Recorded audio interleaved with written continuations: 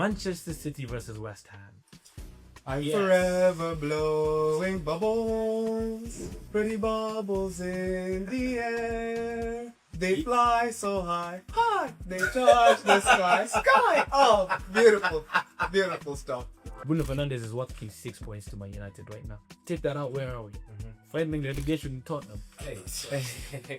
He has that it factor for them to change the game in a second, which is why you keep players like that on the pitch. When he gets on, he impacts the game. So What you did from the West Ham game, he felt his impact when he came here. yeah. Pause. I'm looking at the time and I'm like, no way. And then you just ruining my Sunday. Wait, you wanted Liverpool to win? Yeah. I think you realize Chelsea is around. Chelsea, we're not doing anything. I'm expecting nothing. Hello, everybody, and welcome back to the Four at the Back podcast. I'm your host, gracious host of the most. Finally, I'm back. I know you guys missed me, but that won't happen too many times often again. But anyway, here we are, another game week, another win for Man United, of course. And I know you guys are seeing something for the first time here. Someone looks good in red, I know, right? Yes, but that is one of my co-host, Alexander Muridi here, looking sharp. If I Very say sharp, so very myself. Very sharp. And we've got Kimathi here as well, without a jersey, like me. And then potential title winner in our midst. But we won't talk about that yet. Potential being the key term here. Yeah, underlining potential and putting it bold and italic as well. Without further ado, let's get into the game week. And I feel since I wasn't here last time, but there were a few insensitive comments made in my absence, and I watched the episode. Yeah. It was interesting to see how people usually speak in your absence when you're not there. Things that are not said to you, things that are not usually said to your face, and sometimes we take offense to that. No, not that I did, not that I did. I don't do that. But since we're on that topic, we're going to speak about that. That bright red color right there, Manchester United. Back to winning ways. 9 games for Michael Carrick, 7 wins, 1 draw, 1 loss. Yeah, that's quite an outstanding record if you ask me. Yeah, it's really good. Yeah, I would say it's very sharp. Coming in mid-season, not really having much time with the team beforehand anyway. So what more can you ask from him? You really can't ask him to do much more than what he is doing right now. And again, it makes Amorim look a lot more incompetent, if I do say so myself. Like, I feel like he now looks like he was way out of his depth. Yeah. Because how can someone just come here, play 4-3-3 simply, put players in the position, and then now top 3, comfortably in 3rd place, where you're thinking, maybe if we sacked Amorim sooner, maybe we'd actually be closer to the top 2. Who knows? Maybe. But you know what? Things in life happen for a reason. That's true. This is also football. Things don't always go according to plan. It's unexpected. That's what makes it beautiful. But I think with United, I think they've cemented like a strong foot into the Champions League places. I think it's theirs to lose at this point. With Chelsea, Aston Villa, and Liverpool dropping points this week, we're looking at, we are 6 points ahead of Chelsea now, 3 points ahead of Aston Villa, and 5 points ahead of Liverpool. Thanks to Tottenham, but I add. But you Tottenham and Newcastle. Yes, but you're looking at it in a sense now that United are in a good position to secure Champions League. Yes, playing one game a week is a very good advantage to have at this stage as well, because you've got teams like Chelsea trying to focus on the Champions League, trying to mount an interesting comeback against PSG. You might have some free time after next week. It might be you guys playing one game. Welcome to the one game. We are going to benefit from that.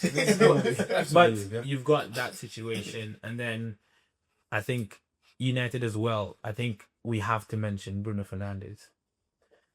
On 16 assists now for the season. He should, in my opinion, he should already be on 20. With the chances that United miss, personally, man, some of those are clear cut. Some of them just overthinking, take a shot, score, man. But right now it also feels like he's focusing on assisting so much that he's not even shooting himself. He's always looking for that pass. But you know what? He's good enough to actually make that pass. That's why he's getting his assists. But there is a strong shot at this moment for Bruno Fernandes to win the Player of the Year, or the Premier League Player of the Year. What are your thoughts on that? I think it depends on what you guys do as well, because I feel like the overall outcome of the team that the player is a part of does often influence the Player of the Year award. So yeah, as much as sometimes people can argue that it shouldn't influence that, and just the player, how they played within the teams that they're playing against, everything should be there, the whole picture. But that's not always the case. So if you guys, as you said, cement that third place, that is gonna be Man U going, as I would say, meeting / above the expectations that we're expecting from the beginning of the season. So then, in that case, then I would say you'd have a pretty strong running for. And I think, in that regard, then he is in a strong standing, because at the moment you've got United sitting third, whereas they finished 15th last season, and a lot of people this year didn't even expect us to be in the top 6. True. So people thought United would finish 8th, 7th, thereabout. Then you've got now United sitting third, and he has won United 26 points, him by himself. His goals and assists account for 26 points. That's just about half. That's just about half of the points that we have. Just shy of half. Just shy of half. So we're actually on 54 now. But you're looking at his impact for Man United. Big. I think for what United are doing, and you have to look at the level he is playing at. I personally don't think there's another player in the Premier League at this moment playing at a higher level than Bruno Fernandes. I would say in terms of there's many aspects to what makes the Player of the Year. There's impact, of course, to whatever team they're in and everything. It's also where the team comes out on. It's also just like you mentioned, like the amount of how much do they mean to that team? How much have they contributed to where that team is right now? And I think that there's also definitely going to be a shout to a couple of Arsenal players. Well, actually, not say a couple. The ones that can seriously contend with Bruno Fernandes, and I think I can only think of one. There are a couple. I would say there's more than one. I can think of It one. depends. Yeah. So you mentioned it's on Man United, but I solely think it's on actually how the league ends and turns out. One thing is the assist record. I think if Bruno Fernandes gets the assist record, most likely he's going to get it, assured. But if he doesn't, We'll say the record. Do you mean like breaking the assist record, or yeah. do you mean just being the top assister? No. Matching or breaking it gets it. Will get on the Player of the Year. But Yeah. in terms of how, like for example, these last 7 games, depending on the amount of clean sheets that Arsenal get, or even the amount of like defensive contributions by an Araya, a Rice, or a Gabriel, then the bias of a team actually winning the league, and then you add obviously a context of 22 years and how they've done it. I think It's all about most context. most likely. It's not- for example, it's not- Gabriel. If Gabriel scores like, let's say against City and maybe 5 out of the 7 games, Yeah, then you're you looking get at like a 4. 100%. You have to take all of that into consideration. But I'm saying at the moment, the way things are moving, the way things are going, if he was to break that record, I think he gets Player of the Year. And in that regard, because of what he's done, to achieve that record has not been broken for a long time. And great players have come, and they've had that period where they have a lot of assists in a good period, and then they dry off towards the end. Now, for Bruno Fernandes, it's kind of happened in reverse. He didn't get his first assist until like maybe game week. It was against Liverpool, actually. Like a good number of game weeks in already. That's when, and because he was playing CDM basically, and that's why he played for majority of the first half of the season. So you're thinking, even in that regard, he has outdone himself a little bit for being handicapped. The system that you given a system that doesn't favor you. Yeah. So you look at it in that sense, and you're wondering how has he been able to. But I think at the level that he's playing at right now, is extremely high. In my own opinion, I'm not saying this is a far the back opinion, of course, but in my opinion, he's the best attacking midfield in the world at this moment in time. Wow. He said this before. I don't know why you're surprised. No. I just wanted to I said world. In I said in the world. I don't think you can pinpoint any other attacking midfielder doing what he's doing at this moment in time. Oh, okay. I don't think you would have to scratch your head and you say I can hear a strong argument for it. What I was going to ask you is, given, you've made a very strong case for Bruno Fernandes, but who do you think the top 3 candidates would For be Player of the Year? for Player of the Year? Bruno, You- of course, you- is you- one of you- them. you've got Who are the Bruno. other 2? as we talk about this, we will shift on to Arsenal, of course, because not much to talk about United. United won 3-1, comfortable game for the second half. First half was not so comfortable. There was But- nothing that happened. in the first There half. was nothing happened. There was nothing that happened in the first Nothing half. happened. But yes, 3-1 win, better than Aston Villa. And if you can recall, I did say that Aston Villa will be the team to drop out of the top 5. It might have been a kind of a Heat of the moment. a harsh take at that point. People thought it was a harsh take and an unpopular opinion, but for me, I fully believed it because I knew they would probably focus on the Europa League, and it's turning out that way because I still think they will drop out of the top 5. Yes, and with that, like we're looking at the top 3, Bruno, you got Declan Rice in there, of course. Now, again, might be a harsh take. Let's look at him at the end, and it hurts me that most of his contribution comes from set pieces. You understand? So having a player of the year, and this is an unbiased. I'm trying to be as unbiased as possible. Declan Rice is a fantastic player. He's probably again one of the best midfielders in the world because what he does, getting the ball, moving it up the pitch, he's extremely good at it. And defending wise, this guy is much quicker than he looks. Yeah, but having a shout for Premier League Player of the Year. Because yes, your contribution to the team is the set pieces, and albeit not the only contribution, but the main one being that. Because I feel like if you take Declan Rice off of that team, you still win your games. Some of them I'd say. But yes, some, I think you still win your games. You take Bruno Fernandes out of United. There you go. But then again, now, missing from that team. There's a big problem there, and that's the impact that a player I'm looking at. By the time Van Dijk won the Player of the Year, without him, Liverpool doesn't win a game. That season, no one could get past him. No one. Doesn't matter how fast you are, what kind of skills you got. Going the whole season without getting dribbled past, but even once, that's insane. You're looking at that was crazy stuff, man. And he was going up front and scoring too. Of course, now he won the PFA Player of the Year. But I'm looking at it with Rice and I'm like, yes, if he won it, I'll be like, yeah, okay, fair. And they won the league and he was one of the best players in Arsenal. But I think Arsenal is more of a team effort rather than individual brilliance. Arsenal winning team of the season, fine. But a player from there winning Player of the Season, I'm struggling to see where that comes from. I think the award should always be who's been the best individual in the season. Who's been the best individual in the season, and that impacts how they also impact their team.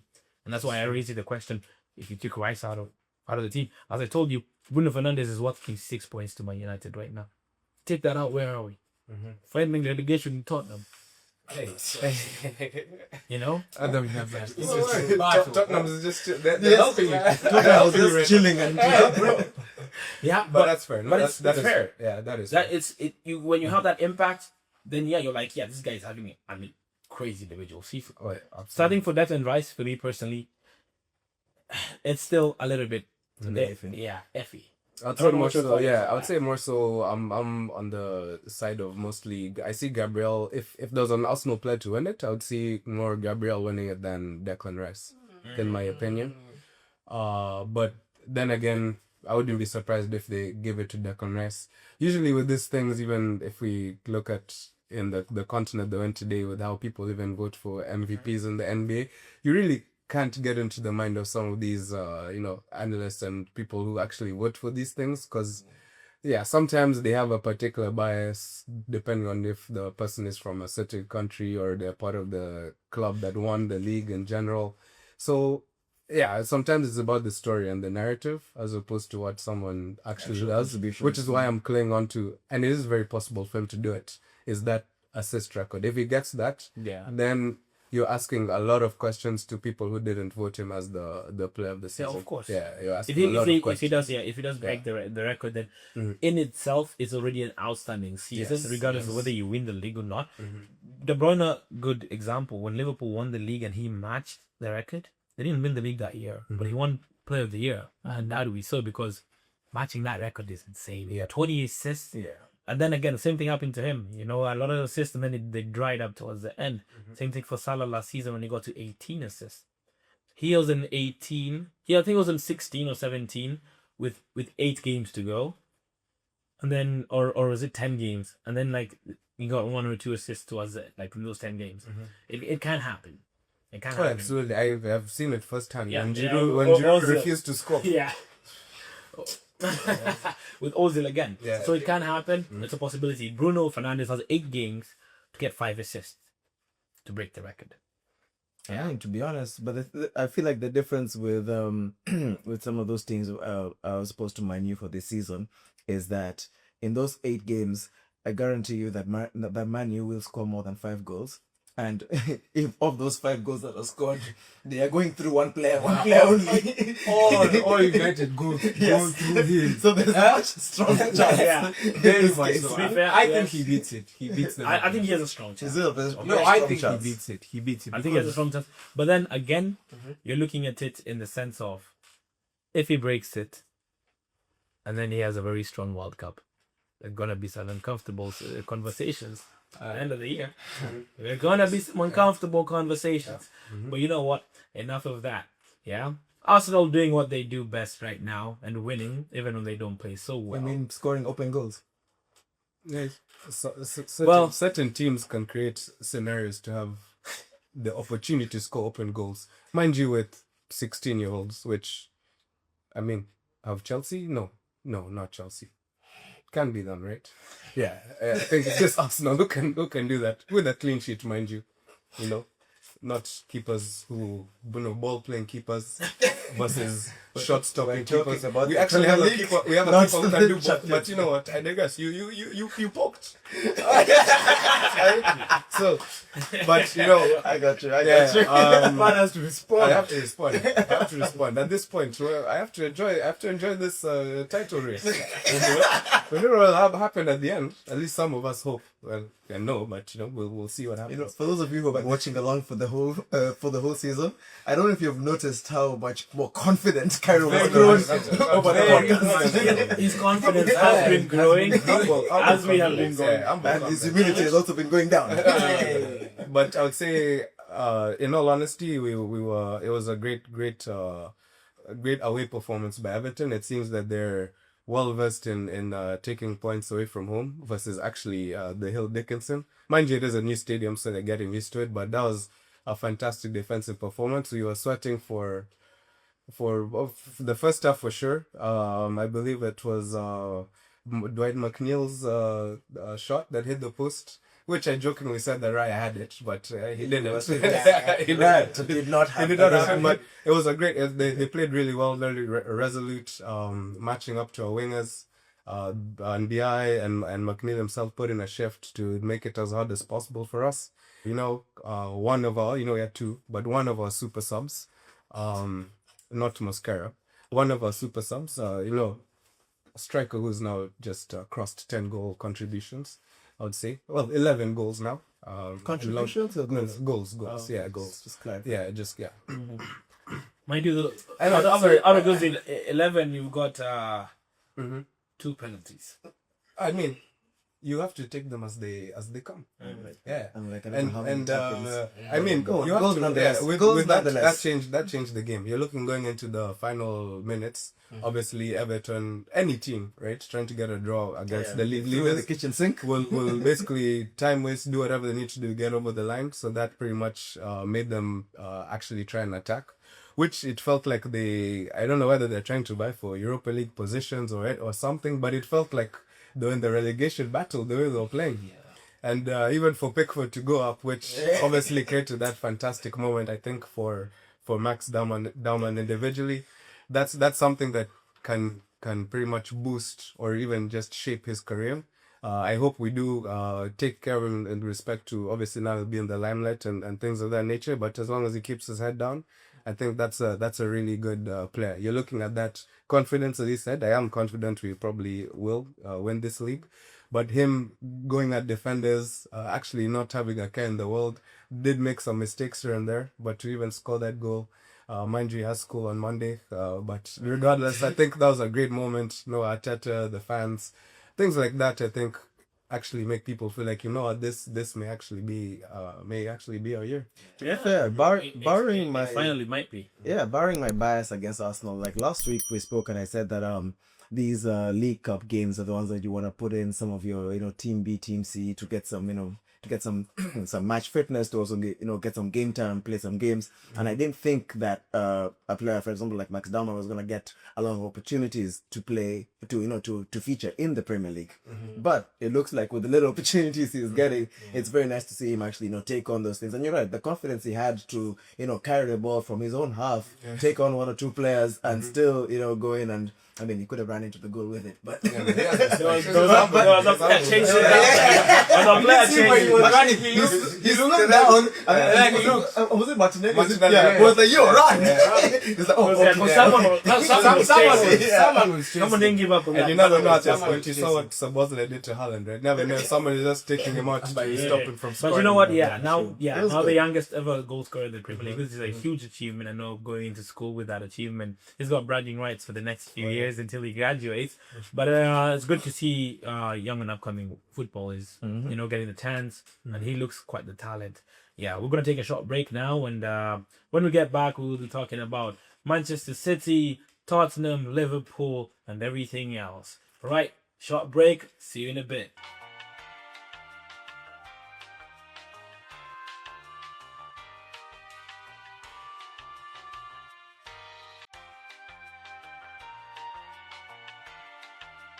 Hello, everyone. Welcome back to the Back Podcast.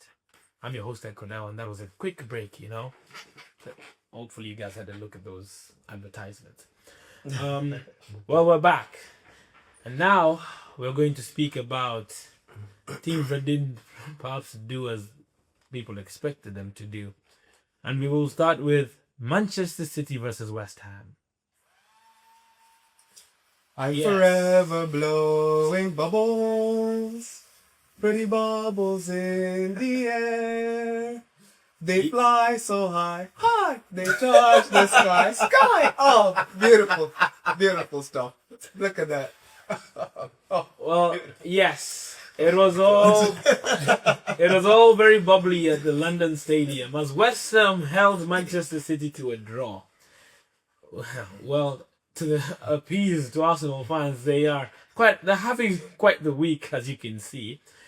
Manchester City, not so much. I think this was finally the time they realized this isn't their season. So much in they're turning into the new Arsenal, dropping points where they're not supposed to be, and finishing second. Guardiola did mention that if they did not win this game, if they dropped points in this game, then the title race was over. He changed his mind after the game and saying that it was not over after all. I don't know what he's trying to do, but when he starts his mind games, he's conceding defeat. But with Manchester City, guys, again, was I so far-fetched in saying that they might go trophyless this season? Ooh, interesting. Because they're looking at the league's probably done. They're facing Arsenal in the Carabao Cup final this weekend. And they're 3-0 down against Real Madrid. Ooh. FA Cup was there too. Facing Liverpool. But they're facing, Still current champions, guys. But there's still some heavy hitters in there too. Was I so far-fetched in saying that they might go trophyless? A lot of people gave me heat for that, but here we are. we're looking at they're probably out of the Champions League unless they mount an insane comeback against Real Madrid. Against Mr. Champions League. Yeah, and they're gonna have Bellingham and Mbappe back by the time they're playing again. So, and Valverde is like playing like Three people. like three people at the same time. He's Yeah. doing really good. But He's doing Manchester City. Well, what's going on, man? I mean, we've been saying that. Well, not we.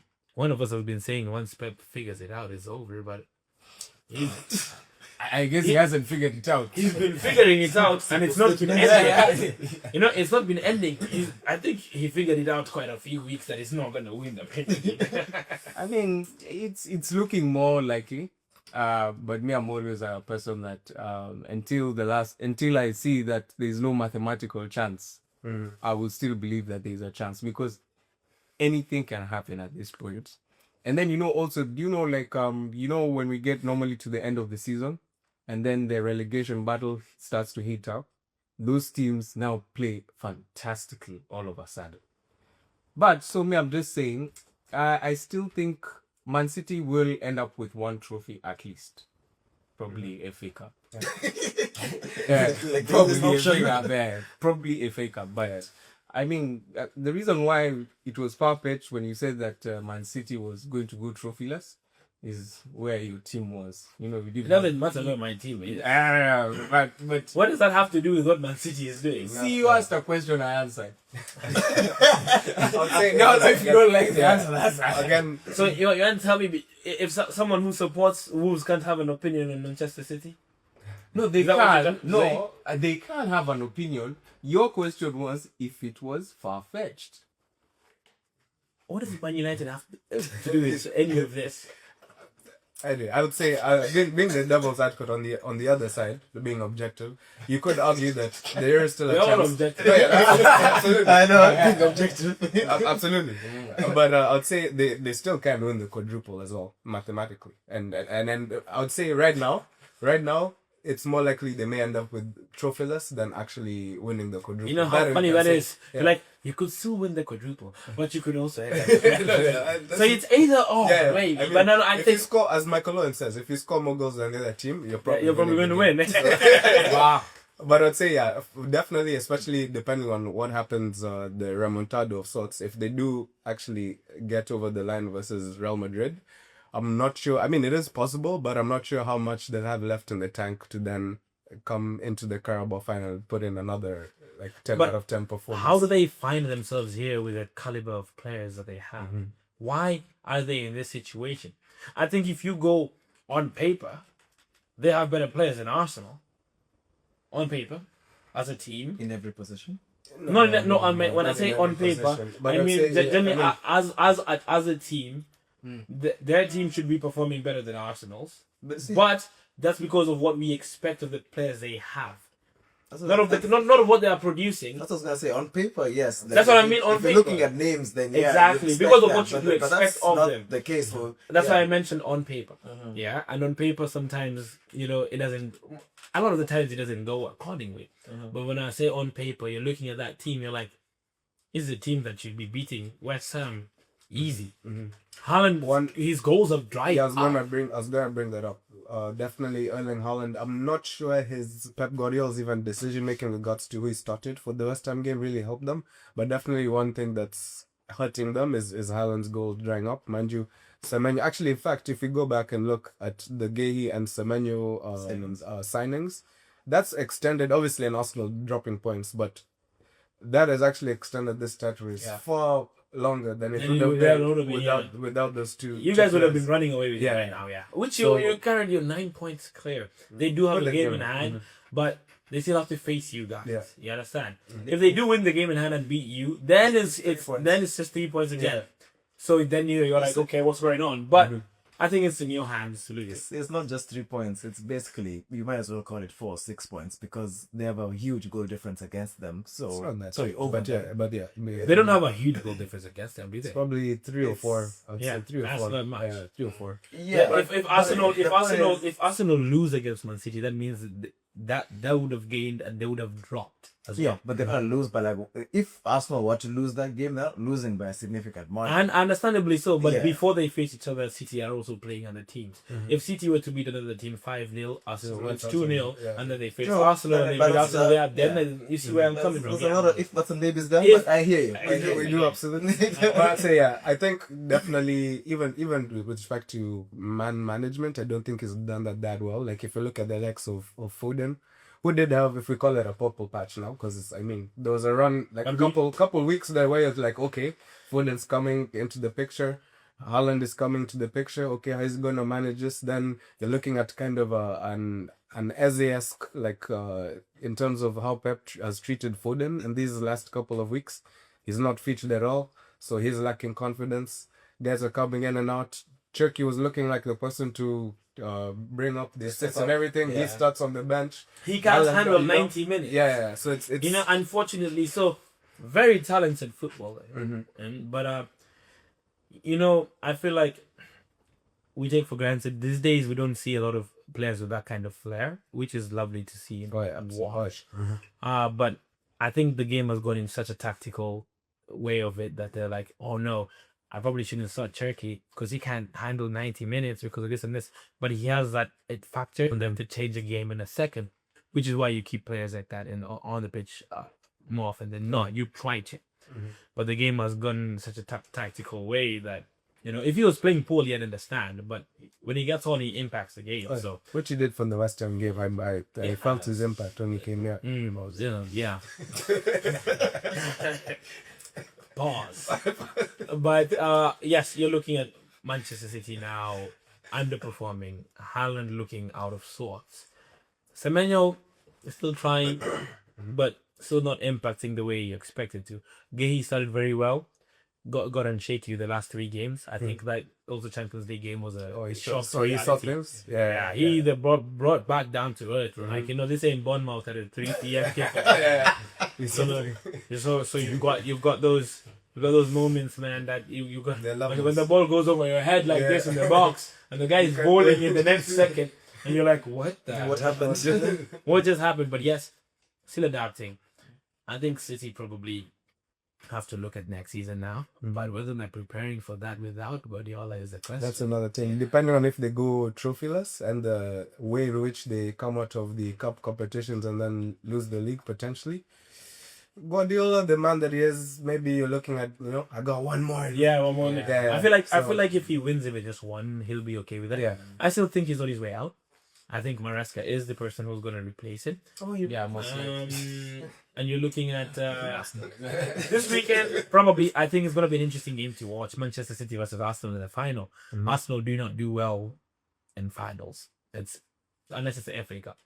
But that you'd have a tendency of not doing well in finals. I think it's good. Well, this is another thing that you have to prove people wrong. Again, you have proved a lot of people wrong this year by overcoming that February hurdle that you usually have. This is another one that we'll see whether you guys have, you know, the capacity. But interesting, and then we'll see how that goes. And I think for City, up in the air for them, man. Up there. It'll be interesting if they do go trophyless. We'll be having some uncomfortable conversations afterwards. If they do go trophyless. All right. Next game. On to the other team that did not win the game they were expected to win. Chelsea versus Newcastle. 1-0 to the Geordies. Man, what was that highlight, guys? You know, to be honest, I think for this one I'll just defer to Kimathi because I had spoken very highly of a certain somebody in the past, and Kimathi has not. So I will give him the floor so he can continue to slander him, rightfully so in this case. So please go ahead. First and foremost, I did not expect Chelsea to win. I expected nothing from them. But no, it's the truth because Expect nothing, you can't get disappointed. wow. No, but like honestly, the state of the world club. As Kumati says, that's the Chelsea I know.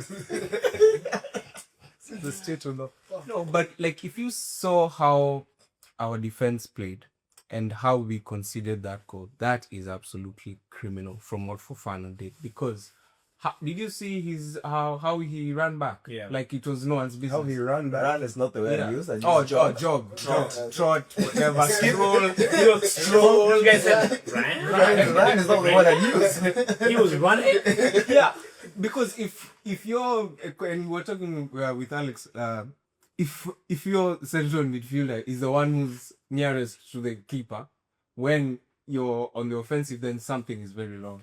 So Chelsea, for me, our defense is very, very weak. Do you accept, Alex? Yeah. I guess that. Our gameplay, like for me, honestly, when I watch Chelsea, I don't think Liam has. Is it called Liam? Yes. Yeah. No, yeah. I That's blasphemous. But go on. No, I don't think he has any kind of tactical idea on how to change Chelsea or how to get the best out of our players. That's just what I think. I just think he came in just to like do a caretaker role, like just get some results here. I don't think he really has a proper philosophy of how we can incorporate all the different kinds of skills that we have. So for me, I don't think like even getting 8th is gonna be difficult for us. 8th. I'm So telling you understand what position you're in 5th now or 6th? We are Liverpool went above us, so he figures are 3rd, 4th. We're 6th at the moment. Yes, Liverpool are 1 point ahead of us. 8th is looking like a possibility. Who's behind you, Brentford? Yes, I think I'm not actually sure, but I I think think it's it's Brentford, yeah. Might be Brentford, yeah. Everton. I don't think they catch. I don't think they catch the rest. They're not like I think the lowest you guys will finish are probably 6th. I mean, you say that, hope but so. have you guys seen the run of fixtures that That is coming up. that Chelsea have? You know, my dear friend and co-host Cairo has been very keen to remind me of our upcoming fixtures every single day this month. So He just walks by Alex and says, "You know who you're playing?" Of course. Have you seen who you're playing next? To keep you on your toes. Are you sure you're good? Are you sure? Are you gonna watch that game? Are you sure you wanna watch it? No, as London teams, you know what you have to do for each other. So I'm just letting him know. Yeah, letting him know. We have a coalition here. He is especially looking out for that Man City Chelsea game. oh yeah, They're coming up. And then funny enough, they basically does. then United. So it will be an interesting 2 weeks in there. If I'm not wrong, we play Aston Villa, City, then United. If I'm not Why wrong, are you playing Aston Villa again? did we play them? No, we. Wait, I don't think he'll play. You Aston played Villa, Aston yeah. Villa 2 weeks ago. Actually, last weekend. You beat me. Yeah, right. You beat them. Yes, You beat I them. forgot that. But yeah, we Sorry, last week my we bad. lost. Last week we lost to Newcastle. While you beat Aston Villa. This week And we then beat switched. Yeah, Aston I got the Villa. order wrong. Yeah, Yeah. my bad. Yeah. Now back in the day, it used to be that if Chelsea loses, we lose. Yeah. If we win, but nowadays it's like if Chelsea loses, we have to win. If we win, I mean, if actually they don't win, sorry, okay. Wow. Yeah, I was gonna try and be the wall. Wow. That was sharp. That was sharp. Who is it getting? Hey, don't worry, even these daggers are sharp. Yeah, yeah, just as sharp as that shirt. Anyway, Oh, and if you didn't know, they are pointed at him. anyway, yes, Chelsea. Liam Rossini, you mentioned a good thing there, but you've got to ask yourselves, there are some players that should take responsibility to you guys not winning this game. I think big players, especially like Cole Palmer, Garnacho, Sorry, who? Garnacho Yes. is big in his head. Yeah. Wow. Hey, wow. But I think with Garnacho, you're looking at someone with a huge ego, but ability is not the same size as his ego, but he still has a lot to learn. I feel like in this game, man, his final product is lacking. It really lacks. I think anytime he sees Premier League game, he's just like, I don't fancy this, man. And Liam Delap, guys, come on, man. That's a fantastically efforted shot, wasn't it? I think there's someone in the emergency room who's that short. That was a fantastic. That guy is a threat to fans. He has a really, really deadly strike. He's got a cannon for a foot. But unfortunately, It's always missing out. unfortunately, he doesn't have any aim on it. He took it too literally. You have to have a deadly strike. He's like, that. He's trying to kill the fans. But again, poor investments coming to cost you now.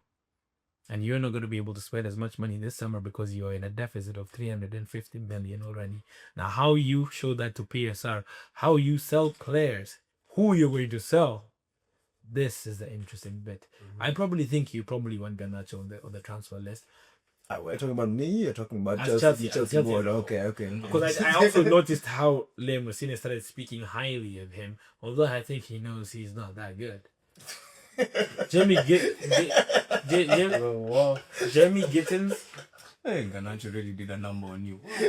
Him and Hoyland, bro. I don't wanna speak about it. Our producer at the back there, bro, he was saying that the day, and he was like, "Yo, Hoyland is doing well in Napoli. He should come back to that." I was like, "What do you mean?" No. God forbid. No. Never, man. Let him do what he's doing way over there. All Let the him way do in it. Italy. Yeah, do it in Italy. Please enjoy your life, man. I don't want to see you back here, bro. That guy gave me trauma. Onana, same thing, bro. But that being said, Chelsea, you've got Gittins, spent 50 million. Garnacho, 45 million. These are players that you're going to look to ship off again. You know? Where do you spend the money again? Are you going to look to see what Arsenal players want or United? I mean, at this point, yeah, I don't think he can look to what City players want, because I mean, he usually looks at the league leaders, so he's gonna look to what Arsenal. So, who are you guys looking for? Yeah, whoever Arsenal wanted the summer, I saw the ones Anthony Gordon or something like that. We can take the scraps. We'll find the Anthony Gordon who's supposed to be Anthony Gordon, Or maybe because we won't get Anthony Gordon. Maybe just go shopping at Brighton yet again. Yeah. But they don't have really good players at the The thing moment. is, we also don't have the money for that. You know, Brighton usually just dish it out to them. We don't have the money to buy things like that. So Very true. Things do change. But again, Chelsea in a dire position. How do you work yourself out of this? If you do not secure Champions League football, you're looking at another year of where you would not be able to reinvest as well as you probably thought you would. How do you work around to that? be honest, I'm not personally completely opposed to a small little reset and just going back to the Europa League. Like, we've done it before, and it was very beneficial to us. So, You guys usually find winning these ones easy. yeah. We also need to give people like Gitten some boost. A pep in their step. Right now they're looking like a cat out of water, looking like they're drenched. So Looking at a place, huh? yeah, very out of place. Yeah. So right now we're sitting sixth, which means that's definitely Europa League football. There's no chance of us. I mean, if the league goes to Anthony right now, and the way things are going, I'm not seeing. I mean, on the other hand, we can bank on the failures of Aston Villa and Liverpool along the way to push us up ahead. I still think Aston Villa drop out. Yeah, But actually, because you said that. I said that Chelsea are going to tell you to hold their beer so they can show you what dropping out of the top five looks like. And But at the to be moment, fair, that is the case. they But won't fear it's- that too much, because if they win the Europa League, then they go to the Champions League. Exactly, that's what I'm saying. We have done this before. We have been here before. So, and again, you have rightfully said, as much as maybe many Chelsea players may want to admit or not want to talk about it as directly, the crop of players that we have right now are not Champions League caliber. At least, very not, much so. not all of them. Sorry, majority of them. Which one? Reece James. I think we can count the ones that are not. For example, Reece James, I would say Cole Palmer on his day. On his day. You see, when you start On his day. when you start adding that, I think that's- you know, that's- when that's- you start adding other things there. When fans start saying on his day, Yeah. I think you're looking at, funny enough, you're looking at Foden. For City fans decided to say that too. True. And you're looking at Saka as well. You're looking at Yeah, Arsenal Arsenal fans saying proposition. on his day On his again. day as well, yeah. You're looking at those things. To be fair, Saka's impact for Arsenal has dropped large. He's I think gone missing. the impact of those specific players for their respective teams is gone down, significantly, and that's a whole other question about what's going to happen with England. But that's a story for another day. That was a topic for another day. Yeah, it's a whole other topic for another day. But yeah, so the way the couple of players that we have right now, we are definitely going to lose some players as well in the summer, not because people want to leave our club, but because the club needs to balance the books. So. What, you want to say? I feel like people also say want to leave. And you guys wanted to say I'm just saying, like, for some players, like you've come to a big team expecting to play Champions League every season, and you want to keep moving forward in your career and things of that nature. But hey, I can guarantee you that all of those players who have just come to Chelsea in the recent 1 or 2 years have not played Champions League football before. So I don't think I this, feel like this is something they were accustomed to before. Gittins has played Champions League football, so has Garnacho. They have played Champions League football, although I feel like Liam Delap? No. That's on you. You got a championship striker. That's on you. Okay? Fair enough. It's not even a matter of even their experience. You guys give people that real There's contract. a lot of respect, yeah. They're bound to stay millionaires for at least the next 6-7 years. True. That is huge enough incentive to come and warm the bench. They're okay with that. I mean, And that's for fun, I was doing it for a while. And that's the ideology that's what's wrong with Chelsea. You don't have people fighting. You don't have people caring enough. Oh yes. See, now the funny thing is, in the beginning of this season, I spoke about that, and I was on the same mindset as you, where I was like, I don't like this rolling mentality that Chelsea have, where it's like, this is. I don't want to say this is a job because everybody is working at the end of the day. Those of all those players, that is their job. But there are some players who play with a lot more intensity and pride for the badge that they are playing for. And I feel like the Chelsea players, they don't always do that. Even the managers don't do that as well, because you're here for a short time, not a long time. And Kim Martin said this too on the podcast, and I said I think that's what the problem is. I do not know how to fix that, but it's one of those things where the Chelsea supporter, you just got to say it is what it is. Okay. That's the way things are. Well, some players, have to actually, I think Palmer needs to cool up his socks, man. He needs to start doing a lot better. I think we all know the kind of caliber player he is, but he needs to start doing a lot better. I agree. All right, let's skim through the last game of the game week. Tottenham versus Liverpool at Anfield. A Richarlison equalizer in the 90th minute isn't always too far away, Listening to the shirt. This time. He kept it on. He's better than when I did that. You thought I was going to take it off. He's like, I'm jinxing it again. Because I think he knows every time he moves it, they're gonna score again. So like, Wallah, you'd have seen Kumoha coming to score last minute winner. I can see where you going. There were chances on there. And you look at Liverpool right now, man. And like, even a team, Tottenham had lost 6 games on the trot before facing them. They've played 11 games in 2026, won none. And you're looking at them now and you're like, Anfield, Liverpool should win this easy. Kimafi thought so too. Oh yeah, me. I was very, very disappointed in the chance. I mean, in Tottenham. I meant from Johnson. I've seen him take off his shirt. My God. I was looking at the time and I was like, no way, there is no way. I'm looking at the time and I'm like, no way. And then Richards ruining my Sunday. But you look at it in the sense of, wait, you wanted Liverpool to win? Yeah. He wanted them to win. Why? No, I just wanted Liverpool to win. I think he realized Chelsea is around. Bro, haven't I been saying Chelsea, we're not doing anything. I'm expecting nothing. Anyway, you look at it in the sense of Tottenham. I feel like Liverpool allowed Tottenham to get into the game. Yes. Liverpool only scored from a set piece. Shout out to Szoboszlai, man. Vicario did kind of help with that too, but he's a very decent. Well, Movic is a free taker. He's probably best in the league. And but how did they allow Tottenham to have a better second half than they did? Like, Tottenham looked much more threatening in the second half than Liverpool did. This is a team who knows no confidence. Missing around 9 players, 9 senior players. That is crazy. A lot of Liverpool fans are very angry and within their own rights to be. And on a Slot, that calling for Slot to be sacked. They do have a Champions League game where they're 1-0 down. They're probably going to beat Galatasaray at home. But then I saw Liverpool fans saying Kimathi thought they're probably going to beat Spurs. Yeah. What that now creates, if you look at an example for how the Arsenal game ended, now the same fans will be in the Emirates against, mind you, it is 1-1 against Leverkusen, but you then have that cauldron, that atmosphere where in the first 20 minutes, they're ready and know they'll push the team till the end, be it whether we don't even get a goal in the first 10 minutes or not. Now you shift it to Liverpool, how this game has gone.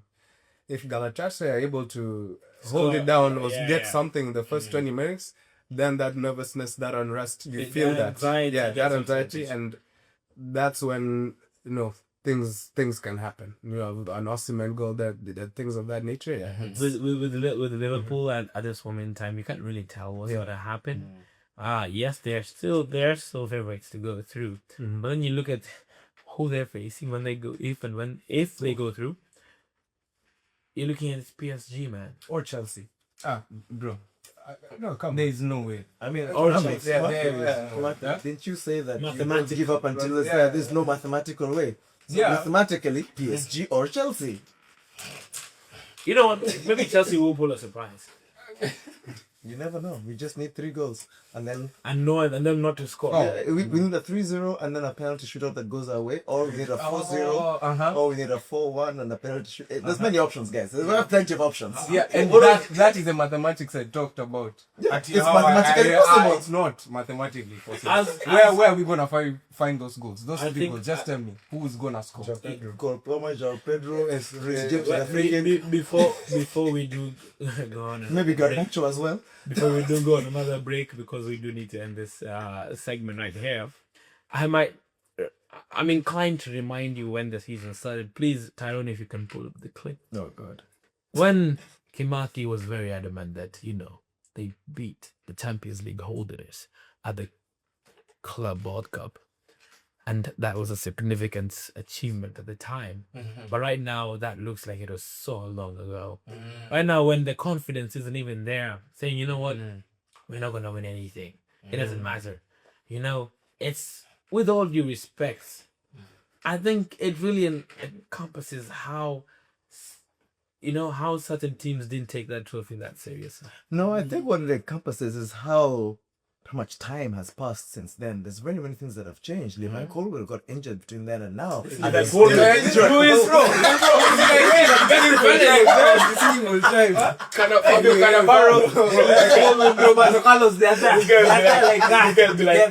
be like, the economy is suffering. And it's because Levi Colwell has been injured.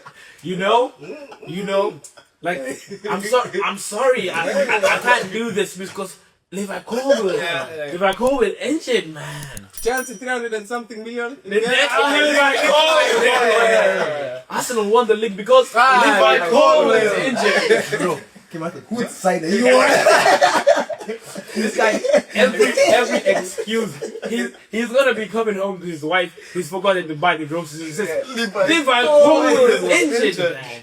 That's why this didn't happen. Yeah. Stop it. It's not like Levi Colwell stopped all the goals from entering or anything. Were there any goals scored? Did he score in that game?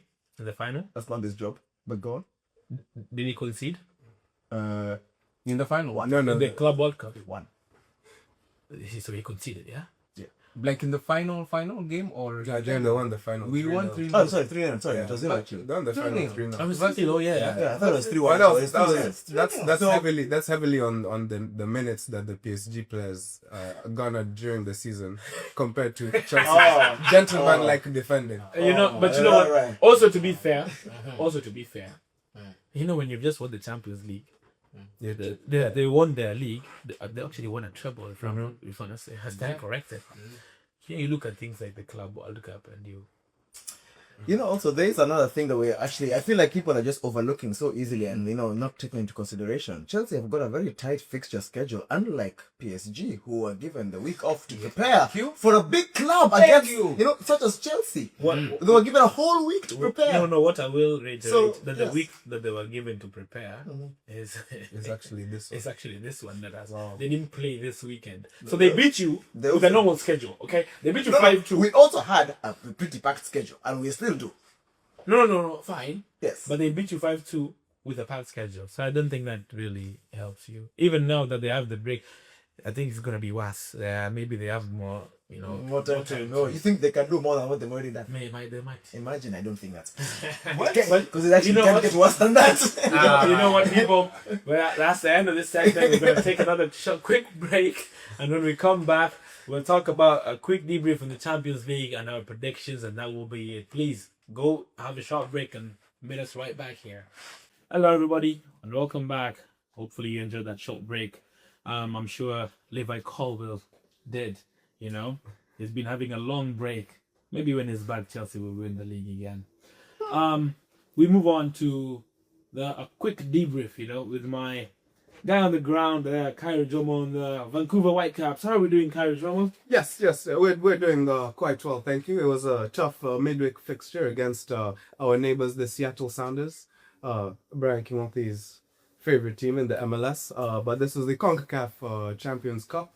We unfortunately lost 3-0. It was not a good day for the Secret Society of Brian's, but it was a good day for the Secret Society of Paul's, with 3 of the players all having the first name Paul and the Seattle Sounders. But we are hoping that in the second leg we can make quite the comeback, as Chelsea will in the Champions League. But in terms of the MLS, we did have a resounding 6-0 victory at BC Place, with a couple more assists and even a goal by Sebastian Berhalter, and of course Brian White chipping in with 2 goals as well. So it's looking quite good between the Vancouver Whitecaps and LAFC, the 2 teams with 100% record, and long may that continue against San Jose, who will be a very interesting quick fixture, first versus fourth. We're looking forward to that. And with that, that's the quick, short debrief of the MLS. Over to you, Ted Cadell. Thank you very much, Harry, for that speed run. And we thank you very much. Please stay warm out there. Thank you. All right, back here at the studio now with that MLS rundown. We hope that you get the grasp of where we at. We will be bringing you more information on the MLS as time goes on, as we incorporate more segments of the MLS. Here in Vancouver, we will be attending games in the future. Please stay tuned as we keep this journey going, All right. Now, we're going to do some predictions before we end this episode. We have a big game. Arsenal versus Manchester City. Carabao Cup final. Arsenal looking for their first silverware in a long, long time. City looking for their first silverware in a few months. Yeah. And which means they're used to winning these things. Predictions, go. I think Arsenal are going to win that game. I'm thinking 2-1. To Arsenal? Yeah. What about you? 3-2 to Arsenal. 3-1 to Man City. Okay, I'm going 2-0 to City. Wow. Yeah. Wow. Yeah. Finally. I do know. I'm good at titles. So. I do know that I said City will probably go trophyless, but my common sense is telling me that it's telling me, and logic is telling me that probably that they've been here, they've done it.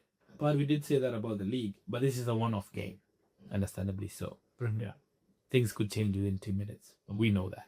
And I think they've been in before several times. They've been in so many finals, especially in the Carabao Cup. And they're always there, in and around the area. So I think they know how to do this, and I think they will find a way across the line. And they're also fighting a little bit harder than Arsenal, because Arsenal probably obviously got the league, in sight. And City are thinking this might be the only trophy they get. So they might fight. they might fight a lot harder. And that's why I'm going. When you put it like that, I mean, if we're to give them something, you have to give them something. Give them something. You can have the Carabao. All right. Man United faces AFC Bournemouth at the Vitality Stadium. Ooh. Since you were wearing the yellow jersey, man, go on, tell me. 3-1 to Bournemouth. Okay. Even I know I'm lying about that. I'm generally thinking like a 2-2 draw, where Bruno Fernandes has both assists.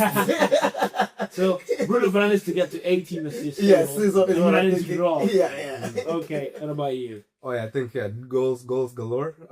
Probably I'd say 3-3 draw. Yeah. Fair enough. How many assists by Bruno? Bruno Fernandes. 1 goal, 1 assist. Okay. Yeah, 1 goal. How about you? I'm going 2-2. And I hope Casemiro scores. He probably will.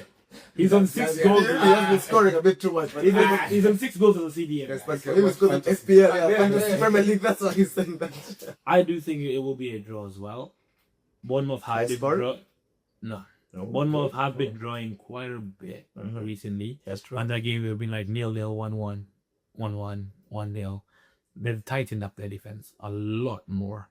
And obviously because now they don't funnel their team through one player like Semenyo. They have a different structure. And this has made them much more solid. And Marco Senesi is playing really well right now. It's going to be tough.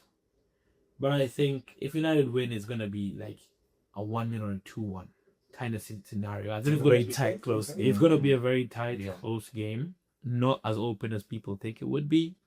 Not like the 4-4 at Old Trafford. Yeah. It's going to be completely different to that. I think a draw. I'm thinking a draw probably, but who knows? Maybe that extra, quality because of the players. United might edge it. I'm not putting it out there that United might not lose this game. They probably they still could, But I think United edge it probably 2-1. But I'm going for a draw. You also have to take into account the fact that it's a game on the weekday. That may skew things, in Bournemouth's favor. Okay. This is why we end the episode when people start making such comments like this. Like I said, watch this confidence grow. It's growing a bit too much. Usually, I want you guys to know, rival fans don't actually have a problem with Arsenal winning the league. It's the fans, man. The fans are what make us hate Arsenal so much. You'll see for yourself when eventually they win the league. Probably walk in here with medals and whatnot from Amazon or something, and you already saw the order? and a replica of the Premier League title. It's been a while since they had that one in the trophy cabinet. The golden one is rusted. But I think what? It's been an enjoyable episode, guys. Thank you very much. Thank you for you guys for watching, staying all the way to the end. We appreciate you. We love you guys. Please subscribe, share, comment. Let us know what you're thinking. Let us know what your predictions are. Put up everything in the comment. What you're thinking about. What do you think about Leon Rossini, Chelsea, Garnacho, Levi Colwill, Bruno Fernandes breaking the record. All of it. Please let us know all of this in the comments, and we'll be sure to get back to you. We will be incorporating another segment in the future of us reading comments out here on the video, so we can, respond right here in the video as well. And with that, we've been chilling. Valid.